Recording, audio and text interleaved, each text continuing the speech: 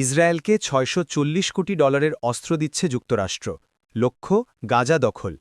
মধ্যপ্রাচ্যে চলমান রক্তক্ষয়ী যুদ্ধের মধ্যেই ইসরায়েলকে আরও ভয়ঙ্কর করে তুলতে বড় ধরনের অস্ত্র চালান অনুমোদন করেছে যুক্তরাষ্ট্র। মার্কিন প্রেসিডেন্ট ডোনাল্ড ট্রাম্প প্রশাসন ইসরায়েলের জন্য $640 কোটি নতুন অস্ত্র চুক্তি চূড়ান্ত করেছে। রয়টার্সের খবরে বলা হয়েছে, এই অস্ত্রভাণ্ডার মূলত গাজা দখলের অভিযানে ব্যবহৃত হবে। চুক্তি অনুযায়ী ইসরায়েল পাচ্ছে ৩০টি A-64 অ্যাপাচি আক্রমণ হেলিকপ্টার এবং ৩,২৫০টি ইনফ্যান্ট্রি অ্যাসল্ট ভেহিকল বা ট্যাঙ্ক। এর মধ্যে হেলিকপ্টারের মূল্য ধরা হয়েছে প্রায় $৩৮০ কোটি, ট্যাঙ্কের $১৯০ কোটি এবং বাকি $৭০ কোটি ধরা হয়েছে যন্ত্রাংশ ও গোলাবারুদ বাবদ। ইসরায়েলের প্রধানমন্ত্রী বেনিয়ামিন নেতানিয়াহু ইতোমধ্যেই গাজা দখলের সামরিক অভিযান শুরু করেছেন।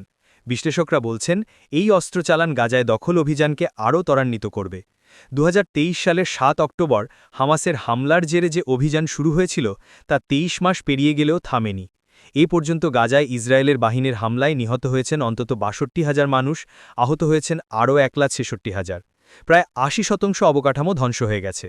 এত রক্তপাতের মধ্যেও জাতিসংঘ নিরাপত্তা পরিষদে যুদ্ধবিরতি প্রস্তাব ৬ বার ভেটো দিয়েছে যুক্তরাষ্ট্র। ফলে বিশ্বব্যাপী সমালোচনার মুখেও মার্কিন সমর্থন নিয়ে নেতানিয়াহু এখন পুরো গাজা দখলের পরিকল্পনায় অটল।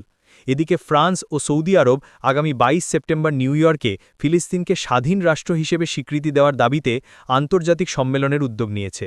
কিন্তু তার আগেই ওয়াশিংটনের এই অস্ত্র চুক্তি নতুন করে উত্তেজনা বাড়িয়ে তুলল।